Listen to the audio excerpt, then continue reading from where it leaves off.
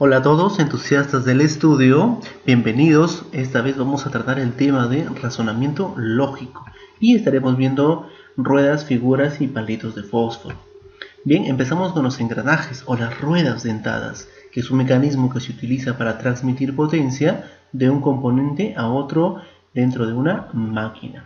Los engranajes pues están formados por dos ruedas, pero si ya existe más de dos ruedas, y vemos ahí en el ejemplo, vamos a llamarlo entonces tren de engranajes, donde podemos identificar dos tipos de giros, un giro horario y un giro antihorario. ¿Sí? Además, por ejemplo, como visualizamos en la figura, la rueda A es más grande, la B es mediana y la C es más pequeña todavía. De ello vamos a decir lo siguiente, que la rueda A da menos vueltas que la B y la B da menos vueltas que la rueda C. Además, las tres ruedas recorren la misma longitud. Esto quiere decir que dan la misma cantidad de dientes. Además, vamos a ver algunos casos de las ruedas. Por ejemplo, ahí tenemos la transmisión directa, donde si la rueda A gira en sentido horario, la rueda B también. En este tipo de giros, la rueda A está girando en sentido antihorario y la rueda B pues estaría girando ahora en sentido horario. En este tipo de transmisión cruzada, la rueda A gira en sentido antihorario, por lo tanto la B sería en sentido horario. De ello vamos a decir que existe una relación o una proporción que es inversamente proporcional al número de vueltas. Ahí tenemos nuestra fórmula.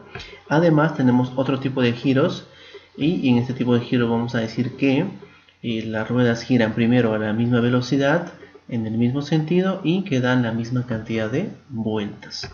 Además tenemos los ejercicios de palitos de fósforo o cerillas. De ello vamos a tener que tomar en cuenta o tener en cuenta ciertas condiciones. Por ejemplo, primero, no dejar cerillas sueltas.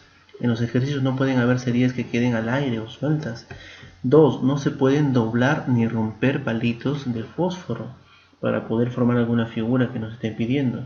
Y vamos a tener que diferenciar los problemas, ya sea de tipo palitos que se mueven, palitos que se agregan, palitos que se quitan, y en general vamos a hacer construcciones con palitos. Aquí tengo un ejemplo. Si me piden a mí calcular o formar dos cuadrados, veo ahí que existen dos palitos que están quedando en el aire, por lo tanto voy a decir que este ejercicio estaría mal resuelto. Muy bien, además tenemos figuras o problemas para dividir figuras. Ahí tenemos que consiste en ¿qué? En dividir una figura en partes iguales. Esto lo vamos a hacer utilizando las líneas del dibujo que nos esté mostrando.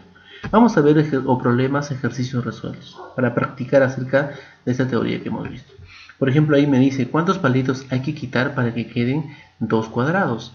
Y pues yo visualizo la figura y pues si yo quito este palito de aquí más este palito, me estaría quedando ya ahí dos cuadrados, uno pequeño y uno más grande.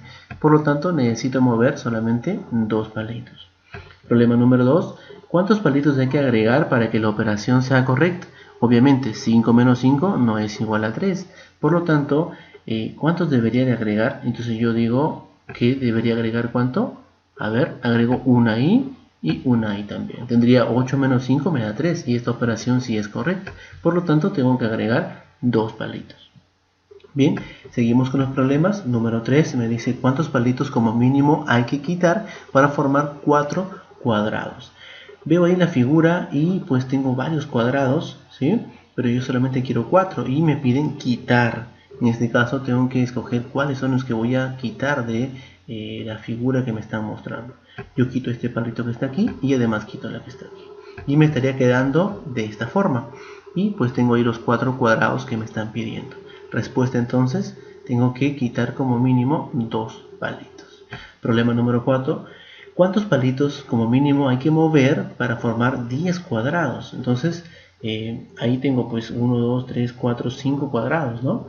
Pero yo quiero formar 10. ¿Cuántos debería de mover?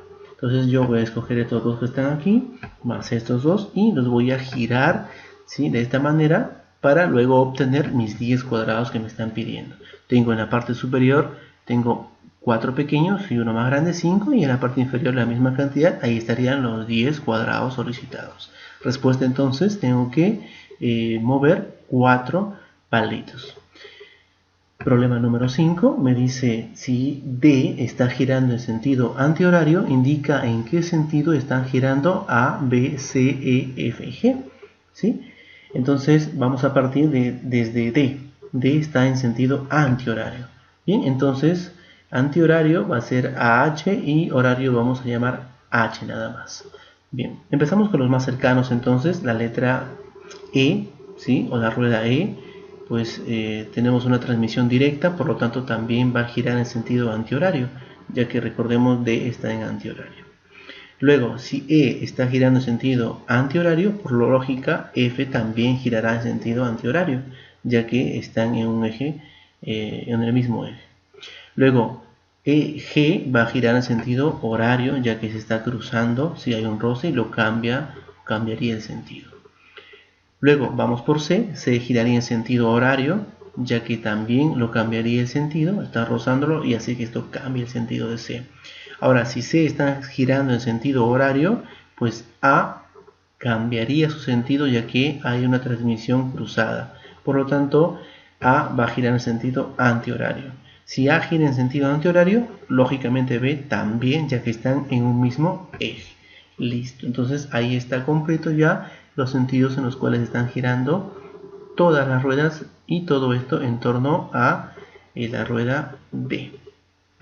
Problema número 6 me dice si A están girando en sentido horario, indica en qué sentido están girando las demás ruedas. Entonces empezamos con A, que está girando en sentido horario.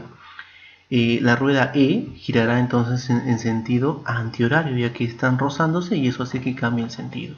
Luego E y D están en un sistema directo o transmisión directa, por lo tanto también D va a girar en el mismo sentido, que sería antihorario. Luego B y D pues están cruzándose ahí y existe un roce que hace que B cambie el sentido, por lo tanto B girará en sentido horario.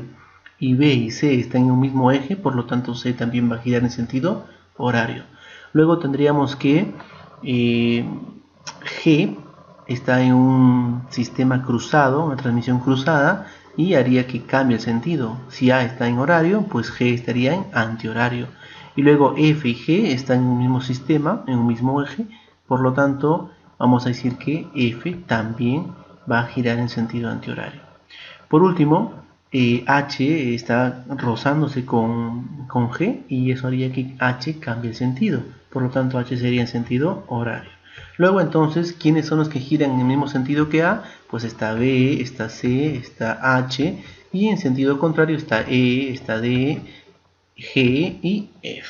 Bien, problema número 7 me dice divide la figura en partes iguales usando las líneas del dibujo o el gráfico mostrado. Bien, tenemos ahí el siguiente gráfico y me piden dividirlo en 3 partes iguales y tengo que utilizar esas líneas que están ahí punteadas de tal manera que me queden 3 partes de la misma longitud, de la misma forma. Entonces voy a escoger las líneas que voy a trazar y estas líneas son por ejemplo ahí, ¿sí? Estoy viendo que me quedaría una figura de 3 cuadrados de largo y 2 de ancho. Y si hago esta figura tendría la misma forma y ya estaría formando mis 3 figuras iguales. 3 de largo y 1 de ancho, 3 de largo y 1 de ancho.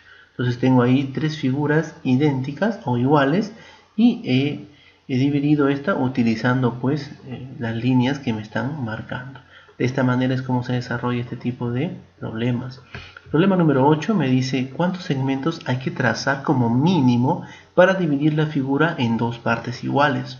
Bien, tengo ahí la siguiente figura y tengo que trazarlo dentro de esas líneas punteadas. Entonces vamos a ver cuántos segmentos debo trazar como mínimo. Tendría entonces la misma figura. Ahora sí vamos trazándolo ya. Yo trazo la siguiente línea, ¿sí? O el siguiente segmento. Bueno, sigo trazando ahí y me doy cuenta que estoy formando ya figuras. Por ejemplo, voy a tomar ese punto de referencia, ya que tengo 2 cuadrados ahí y veo que a la parte superior tengo un cuadrado más pequeño y al otro lado también un cuadrado más pequeño. Del mismo modo voy a tomar un punto de referencia aquí también, ya que también sería un cuadrado, y en la parte superior tengo también un cuadrado pequeño y al lado también. Por lo tanto es la misma figura. Entonces yo diría que tengo ahí una figura Y aquí tengo la misma figura. Entonces he dividido a toda esta figura completa en dos partes iguales. Y he necesitado solamente trazar dos segmentos. Mi respuesta sería 2. De esta manera entonces estamos dando por finalizado estos problemas de matemática recreativa. Bien, entonces sin más, hasta la próxima.